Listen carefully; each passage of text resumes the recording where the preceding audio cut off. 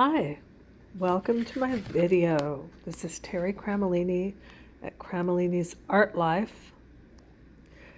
In this video, I'm going to demonstrate what it looks like to have different palettes and the kind of results you get with different palettes. This is my gouache palette with a damp sponge I keep in there, a gasket-lined plastic tray. I cover the little swatch card with plastic tape because I keep these damp. I like to have kind of damp gouache that's gooey. I don't like them dried because they start cracking and they're hard to reconstitute. So I use a little spray bottle and I will mist my gouache. If I haven't opened it in a week, I'll open it up and give it a little mist. Make sure they stay nice and wet. So there's different kinds of palettes. Most what I'm going to show you is watercolor, but I also want to show you this Neocolor 2 by Karen Dash and what I do with those. The results of those are like, they can be really variable results. You can have them very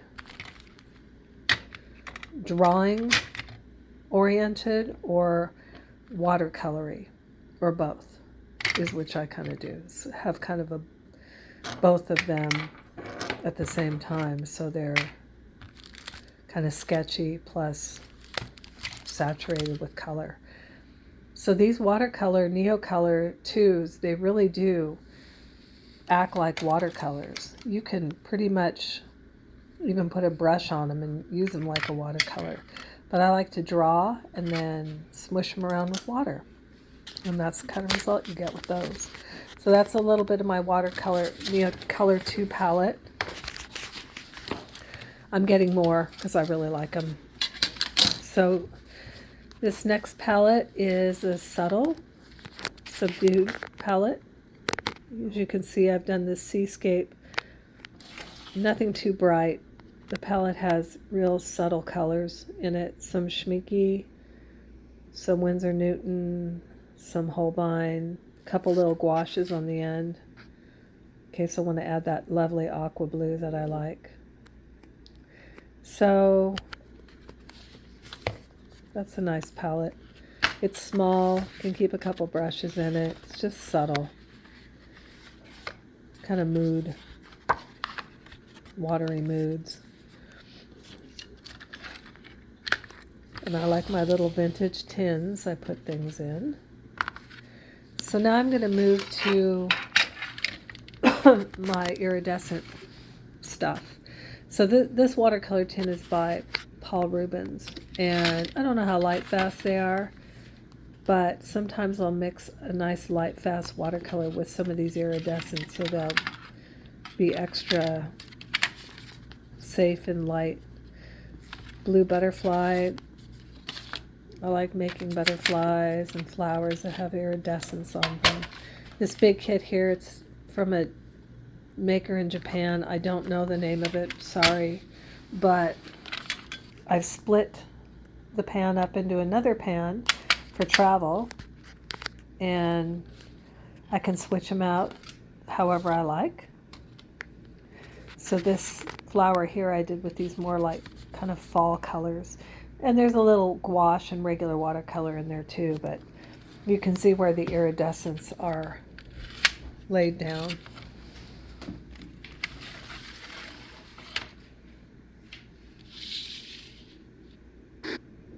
So here's a bright orchid and my Winsor Newton watercolors. Professional watercolors, really great colors, really great light fast. Really fun to use. They're really vivid when you're in the mood for vivid. Winsor Newton. There's the Paul Rubens again, the shimmery ones. Sometimes I'll add the Winsor Newton Professional to these and get them to be real light fast. The shimmer ones, that is. So another vintage tin. And moving right along. We have a still life I did with the gouache palette. And then on over to the, okay, this palette is one that I use quite a bit. It's just kind of a really good variety, but it's got some of these great yellow, chromy yellows in it. And I just love using those. So as you see here, I'm going to try to stick this one in there and it won't fit. So I give up. Anyway, I just use a little of that rubbery eraser stuff that you pull apart to stick these pans into the bottom of the tin. That works really well. A lot of people use magnets, but I just use a little hunk of that.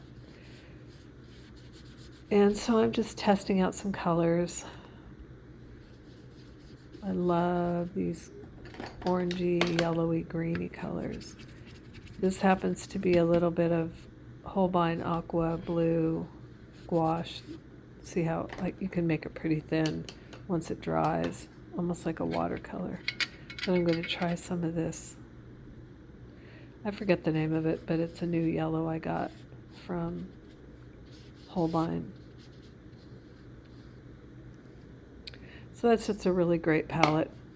Some really cool Daniel Smith, some Winsor Newton, some Schminke, lots of Schminke stuff. From an old, and I just make up my old, take my tins and put whatever paints I want in them. So that's what I do. Now we're going to move on to my pastels. We're going to move on to the Italian watercolors.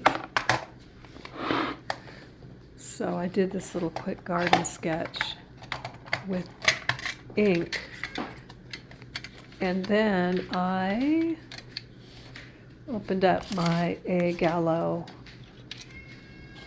Elements color. There's Meteor. That's actually made of a meteor, bits of a meteor, and that's what these tree trunks are.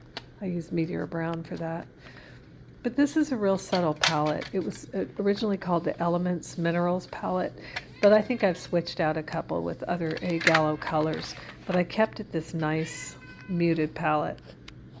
Ned, quiet. And I just love how subtle those elements are. A Gallo, this is my big A Gallo palette. A Gallo uses old, actually the composition of their watercolors is from old Italian recipes and earth stuff, and it's just what they used to use in the old Italian paintings. The same colors, the same composition, and I just love the A Gallo colors. So that's my wonderful cat. He wants to go outside, but no, you can't go outside. So there's some really pretty colors in there, and I like to do botanicals, all kinds of things with their colors. Then my last A Gallo palette that I wanted to show you is this little cherry wood palette. It's a little portable palette with a nice set of colors in it. There's some beautiful greens and browns, and I just love this palette. It's great. I just did a little cafe drawing to kind of show some of the colors, and the colors got kind of black because I used a lot of ink when I first sketched, and then I watercolored on top of the ink, so the ink kind of bled around. But you kind of get the point that they're soft colors. And in the bottom there's a compartment they have for 3 portable brushes, Italian brushes that are fantastic. And you're going to see me try to actually open one to show you. And since I'm holding my phone as a camera, I end up having to put the phone down to put the brush together to show it to you. So will go black in a second when I put the phone down out of frustration and zoom. So there you have it. Beautiful Italian brush. That's a fun travel set. All right. Now we have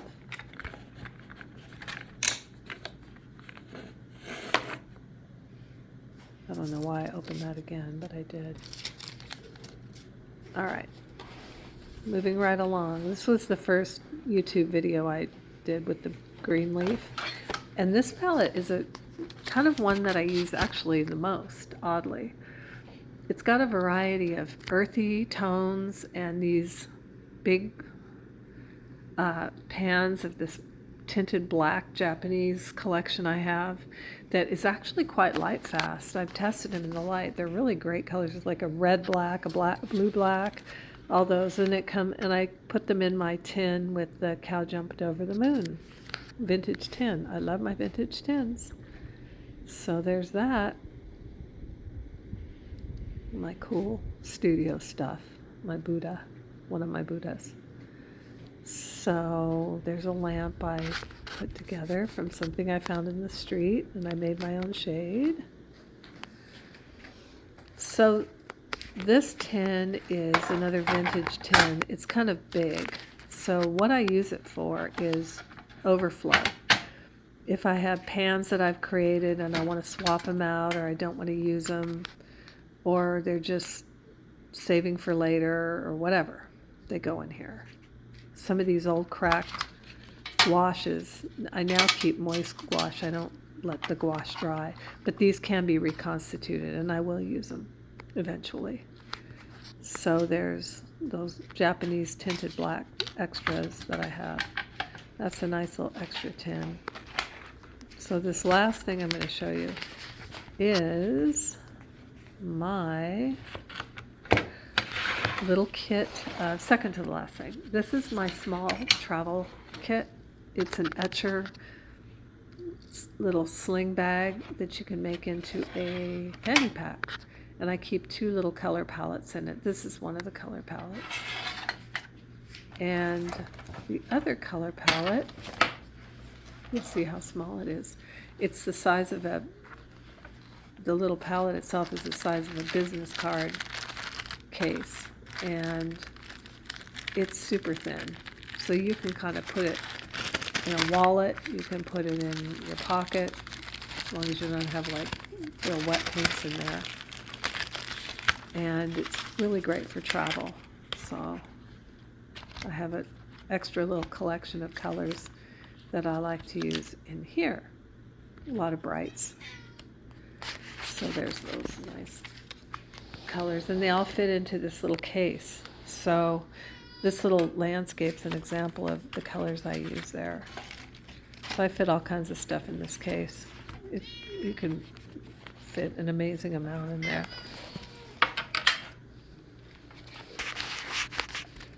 So there we have it.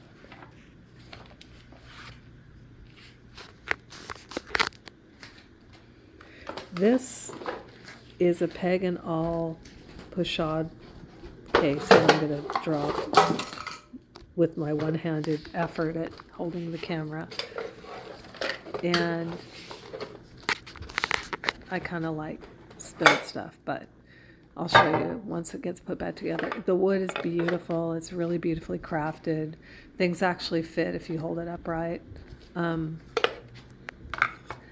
So there's a nice little slide-in watercolor palette with a place to mix and a top that's, you can snap everything down and it becomes a sling over the shoulder bag. It's got little drawers. This one's not going to fit in because something's jammed up in the back there since I dropped it. There we go.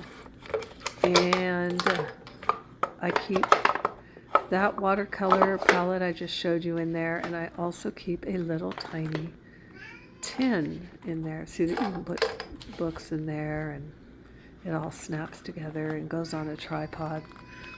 It's pretty fancy and very expensive, but it's a treat. If you've worked all your life being a professional artist, you get stuff like this once in a while. part of the profession.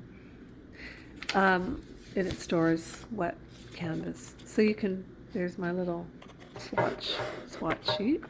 And here's a little extra palette that I bring in case I want some brights, because the top palette has very earthy tones. This one has some bright mixers in it that I like, and all kinds of brands I use, but I only use really, to me, good light fast brands. Pretty much I only use Winsor Newton, A. Gallo, Daniel Smith, primarily. That's my watercolors of choice. So anyway, that's the setup, and there's my studio, my stuff, my love, and I am so glad you watched. You're going to see me in a second, and here I am upside down. Thanks for watching. Catch you later.